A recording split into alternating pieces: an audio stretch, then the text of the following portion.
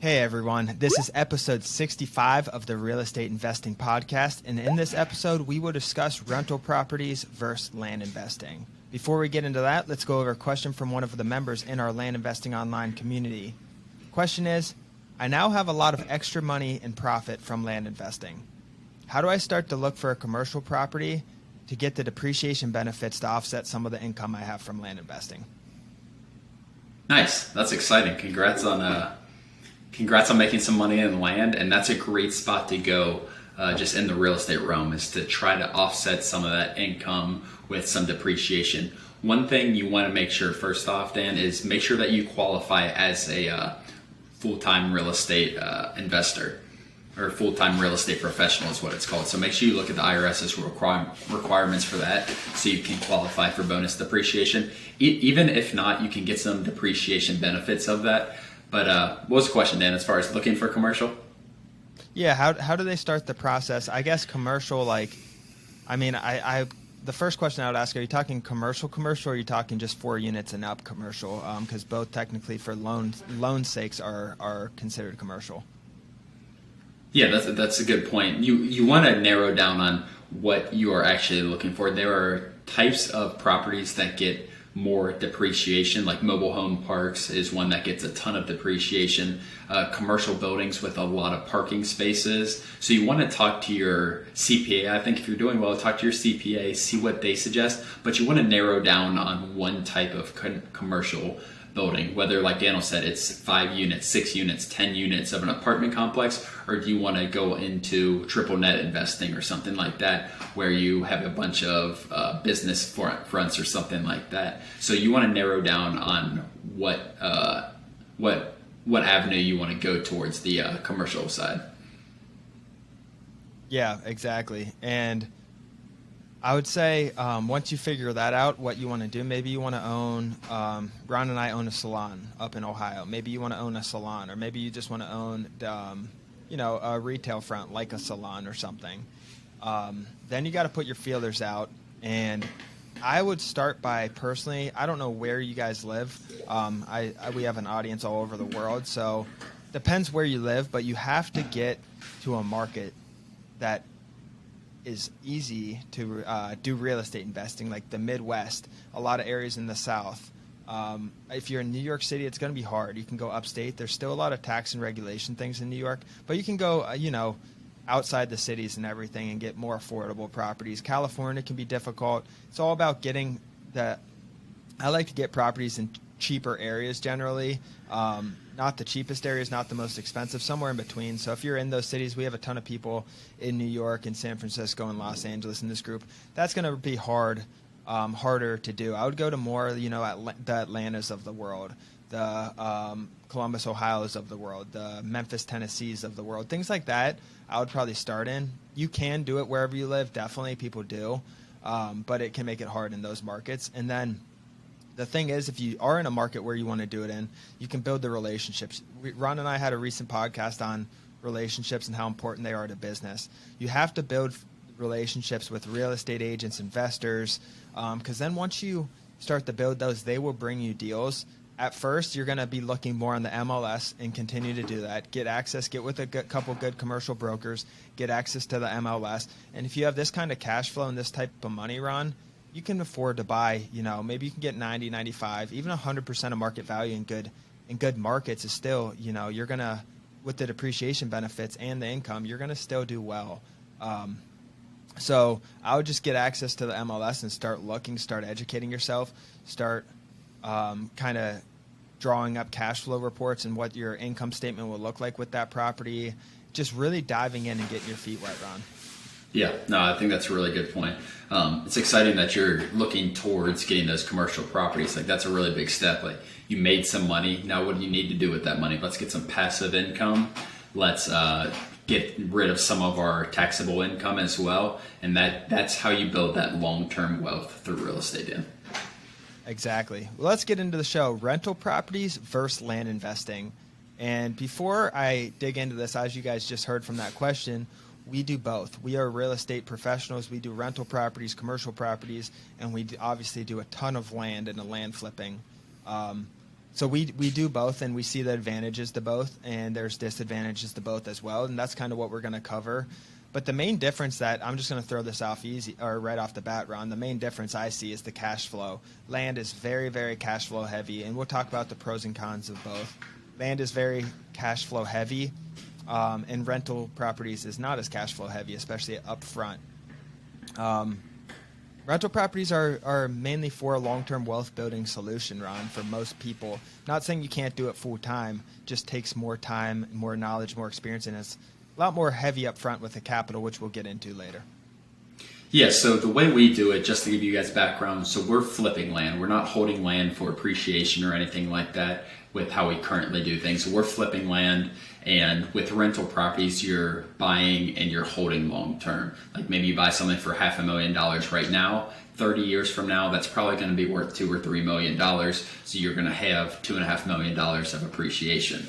While land, we sell it within 6 weeks, but we are buying at such a discount. So we're buying for 30% of market value, 40% of market value. So we buy something for $40,000 and sell it for $100,000. So that's that cash flow that Dan was referring to. It's more hands-on in terms of cash flow until you really get a team behind you. But that it's two completely different businesses. I think, like the question, Dan, combining the two is the best way to do it, and that's how we do it. We use our cash flow, we use our income from our land to buy these commercial properties, these multifamily buildings, and then write off our income. And that's how you can literally zero out your taxes for the year.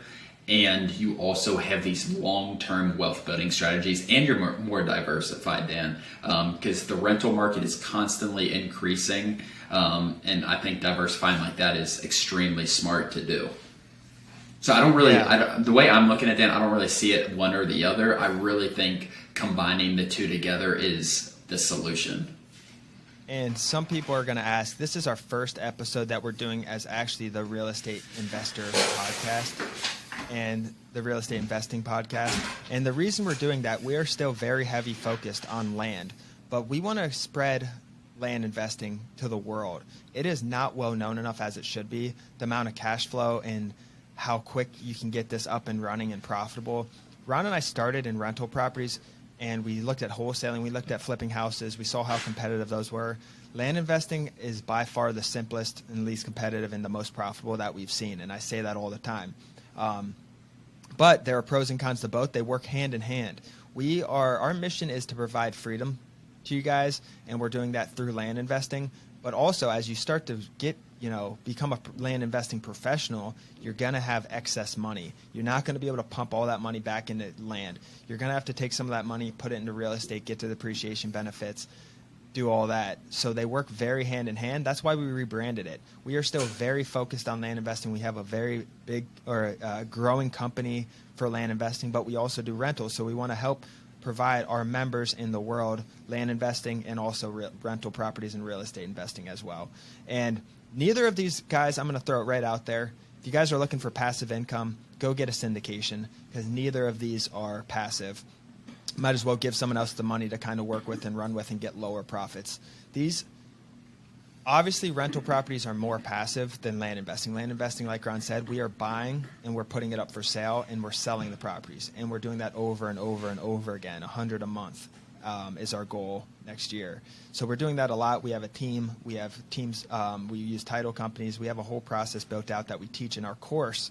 But rental properties, my point is, if you're even using a property manager, with Ron and I use for all of our properties, besides one for me, if you're using a property manager, it's still work. It's still not 100% passive. You still have to manage them. You still have to make sure it's getting rented out. You have to look for more property managers. And we have a whole lot to talk about that. We'll do a whole nother episode on property managers at some point, Ron. But that's my main point. It's not truly passive. There is no really truly passive thing unless you put it in the stock market.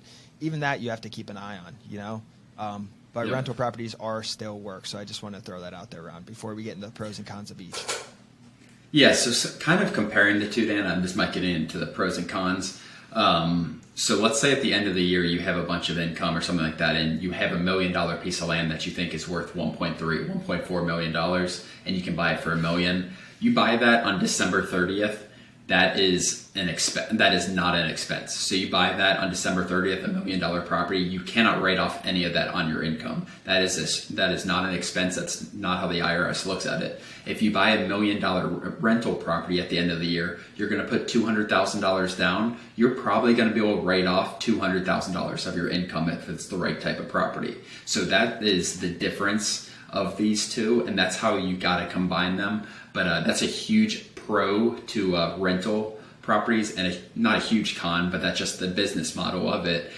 To land is like, you buy something in December, like that's not a write-off, that's not an expense. You buy a commercial building, there's a chance you can write off $400,000, Dan, off $1 million purchase if it is the right type of purchase. Yeah, exactly. And I was looking at some syndication deals just to get, because when you syndicate, you get the depreciation still. Obviously, it's not as much because we can have I can get in the weeds with syndication, obviously, but I'm not going to. But pretty much, I started looking at syndication deals because you still get that depreciation benefits. But when they do mobile homes, like if you're investing $1 million in a mobile home park, say that, you can get $800,000 to $900,000, sometimes even more back from depreciation. So it's offsetting your income. But let's hop into the pros and cons. So land investing, like we said, best pro, why we got into it, why we want to share it with others, the cash flow. It is extreme cash flow. That's definitely the number one thing, and that's why people want to see those checks, Ron. Exactly. We average about $18,000 to $20,000 of profit per deal. Most of these deals are out for 6 weeks max is our money being out. So we're putting $20,000 into a property.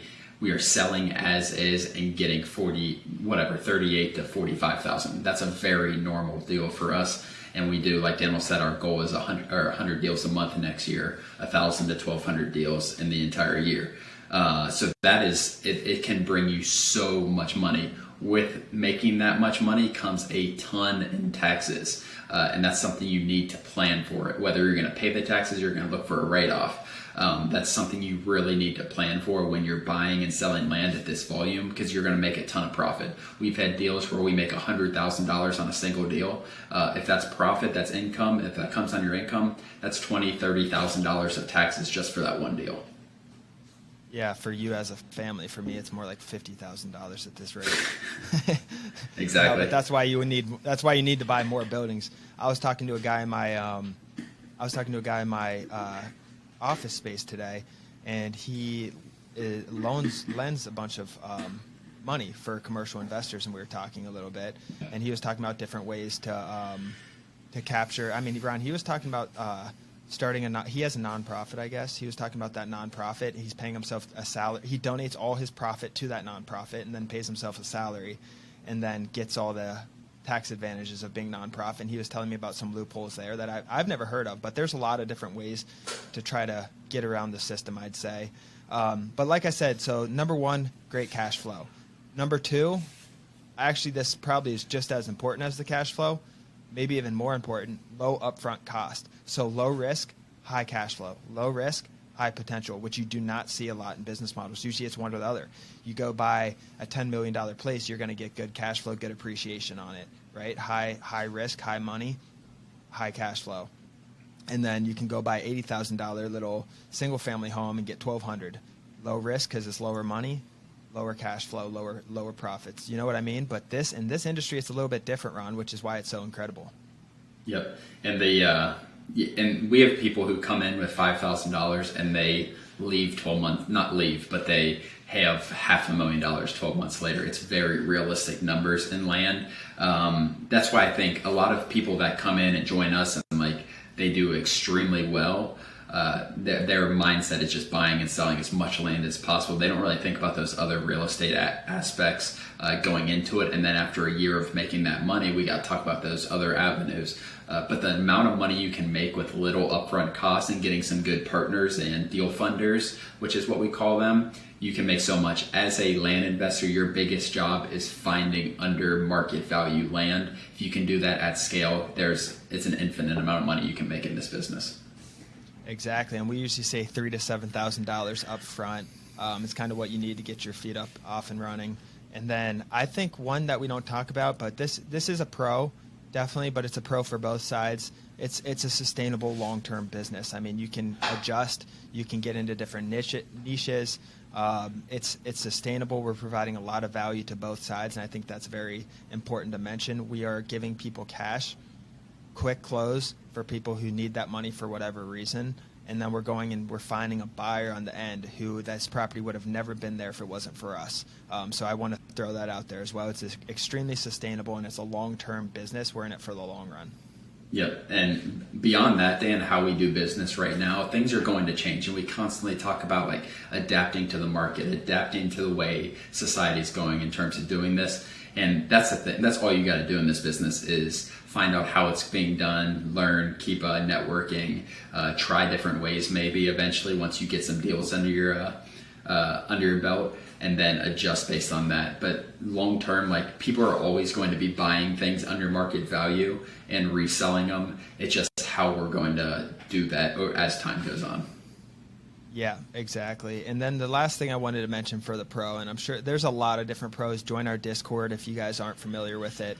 There's a lot of different pros, but remote work is a big one for people. And you can be remote. Real estate in general, you can be living in Hawaii, you can be living in Bali and doing it in the U.S. It's doable. People don't look at it like that, so it's not really any different from rentals. But we've never been to one of our properties, one of our land properties. Rental properties is different. So it's 100% remote. We have a system that teaches everyone how to do it remotely as well.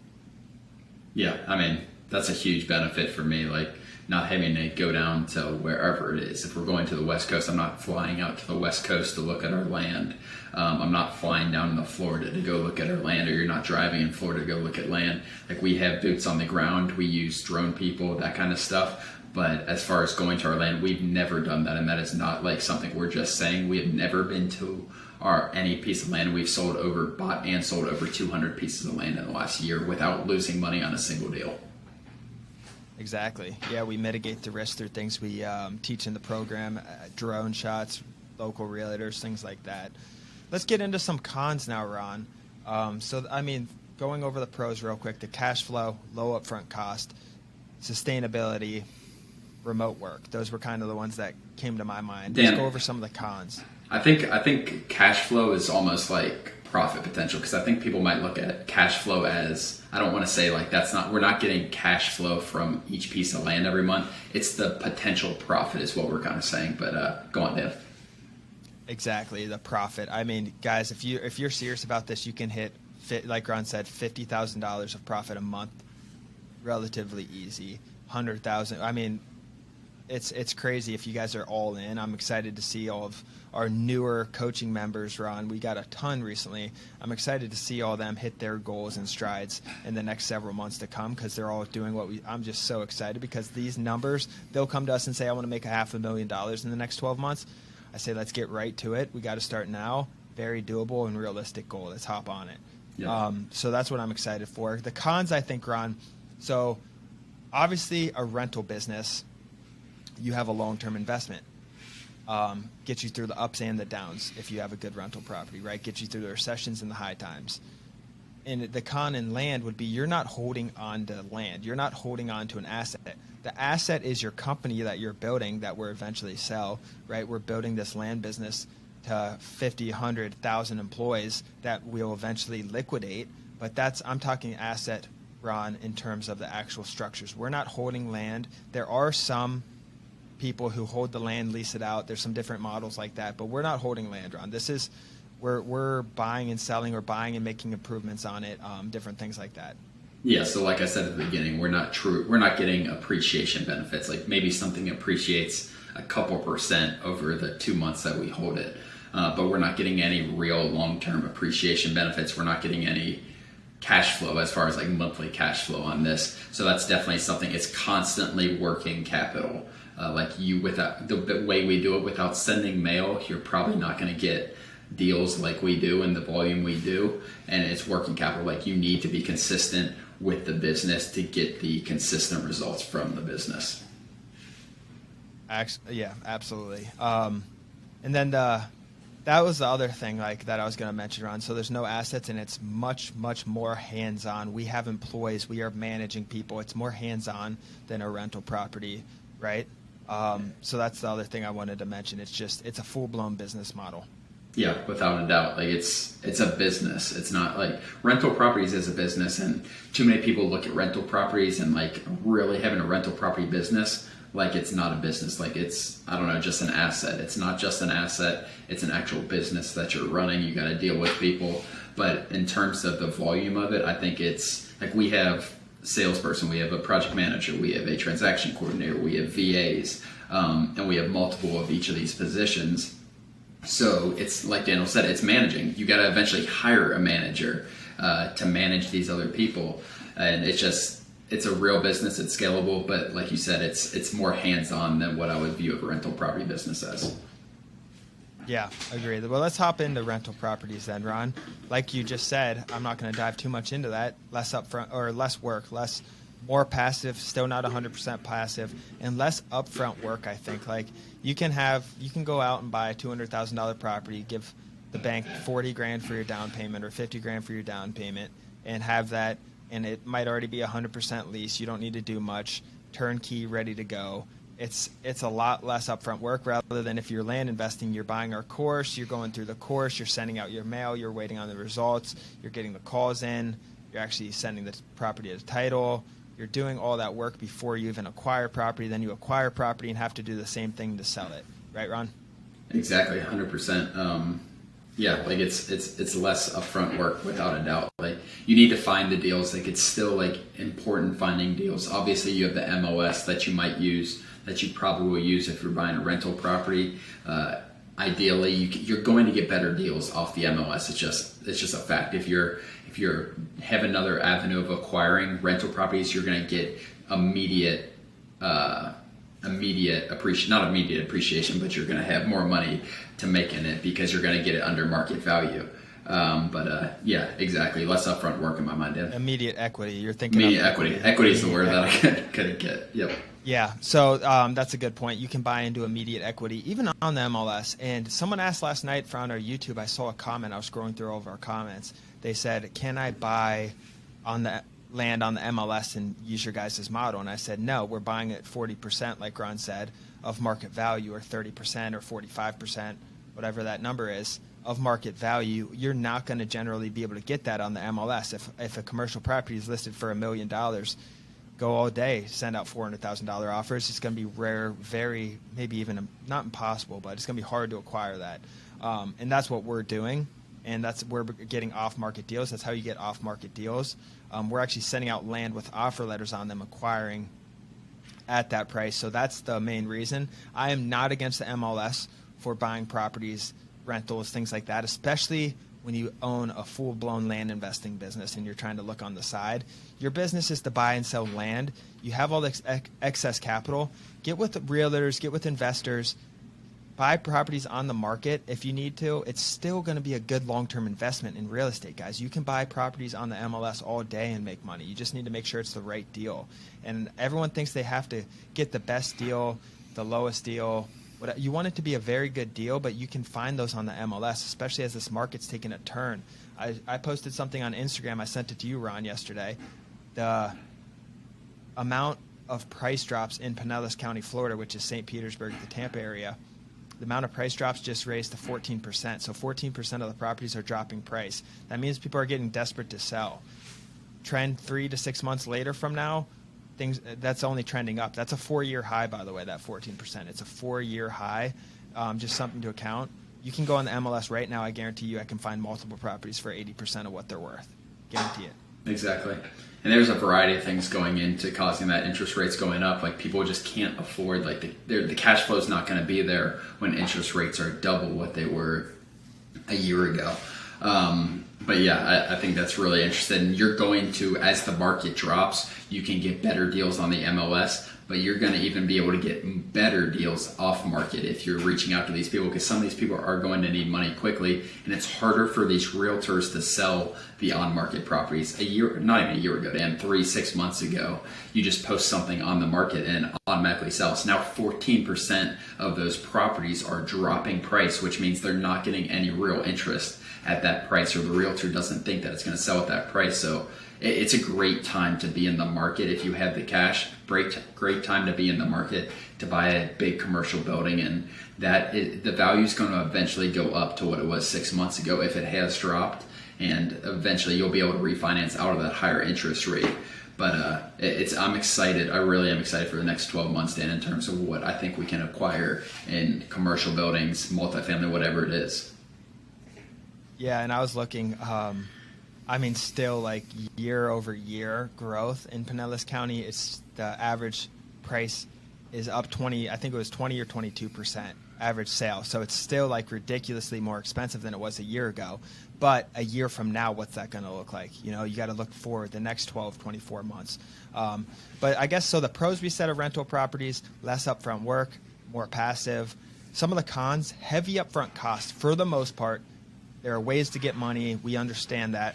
But for the sake of this podcast, heavier upfront costs on that down payment unless you're outsourcing the down payment and coming up with something on that side, which you can do, absolutely. Or if you're a first home buyers association, using an FHA loan, things like that, you can do. But for the most part, heavier upfront costs, Ron, especially if the property needs work. Yeah, without a doubt. That was my number one thing, I think, with it. I guess they kind of go hand in hand, but that was one of my number one things with multifamily, or not multifamily, but commercial buildings or whatever it is you're going to most likely put 20% down unless you're some expert. Like once you become an expert at it, if you can get things under market value, that's when you can use other people's money. But if you're paying market value, it's a lot more difficult to get other people's money.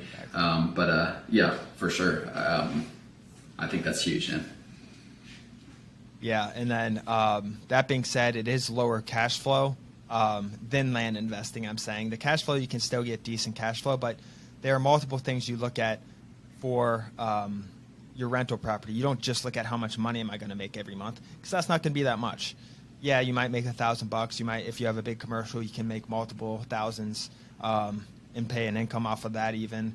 But for the sake of it, like the average home, you're not going to make crazy cash flow on for the most part. But you're getting appreciation, like we just said, 20% year-over-year growth here in Pinellas County. That's not going to happen every year, but say it's 5 to 8% or 2 to 3 or whatever it is, whatever market you're in. You're getting that appreciation. You're getting the cash flow. You're paying down the loan, and you're getting the tax advantages that we're talking about. So there's really 4 ways that really get you when I think of real estate, when I think of rental properties, Ron, I don't think, cash flow. I think of long-term, that $200,000 properties in 10 years is going to be worth $400,000, and we're instead of owing, $150,000 on it, we're going to owe $100,000 on it. So that's $50,000 right there. And now I have X amount of equity in it and all the tax advantages I got from it over the years. I look at it as a whole like that, not an immediate solution to my cash flow needs. For sure. Like if you look at it like that, like it's not going to, you need to put probably like $1 million or so into whatever. If you pay $1 million for something, it's $5 million. If it's 20%, you probably have to put $1 million in to make like $100,000 in cash flow, make $150,000 in cash flow or something like that. Like it's significant the amount of money you need to put into rental properties to have any comparable amount of cash flow to what we can make in land in a year. So I would definitely don't look at it like that. It's not the rate. It's not gonna like get really exciting in terms of comparing rental properties to land. The cash flow or the profit isn't even close. Exactly. And then my last one really that I wanted to talk about is the banking relationships, especially if you're younger. This can be a major hurdle to get over. Being a young entrepreneur, the banks don't like you. If you're self-employed, they also don't like you. You need to work really, really hard to get good banking relationships. Everyone will say, they can get you a loan, but who can actually get you a reasonable loan and take good care of you? I don't know, everyone's age is different. Maybe you're 25, maybe you're 35, maybe you're 45, whatever your age is. The younger, the harder it is generally, especially if you're self-employed. This has been a major hurdle of Ron and I's, and it's just something I wanted to mention. There are a lot of banking relationships. You're getting loans out. rental properties, you don't just pay in cash like we do with the land. In land, we're buying everything for cash. We're using funding partners with that cash and then doing a profit split without going through a bank. Rental properties, you're going to need to go through a bank. Exactly. So with the commercial, as you get bigger and bigger in terms of you're buying whatever, you go from a 4-unit to a 40-unit apartment building, that banking, that loan is completely dependent on, they're going to evaluate you as, they're not going to evaluate your income. They're going to evaluate the deal. And if you're not getting things at the right price, it's not going to happen. I think the relationships, if you can make money in this recession and get these relationships in this recession, it's going to help you a lot on that other side of the recession as far as getting lower rates as the rates drop back down. I think it's really important because these bankers and stuff like that, they look at people, younger investors, and they've never been through a recession. Most of them weren't through 2008 to 2010. So it's really important. Like it's an actual relationship. It's not just like applying for a loan and getting a loan back. It's an actual relationship, and they are lending a ton of money on some of these millions of dollars. So it's they got to believe in you, and they also got to believe in the property and the property being able to cash flow and be able to pay for that loan.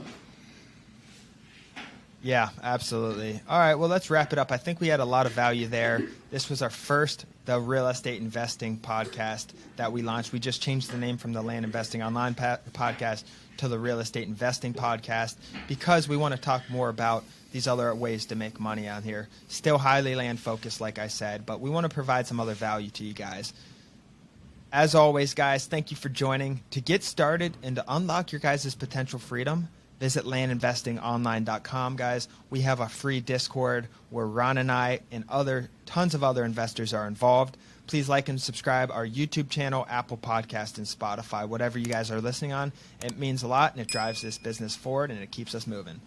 As always, thanks for joining. We'll see you next episode. Thanks, guys.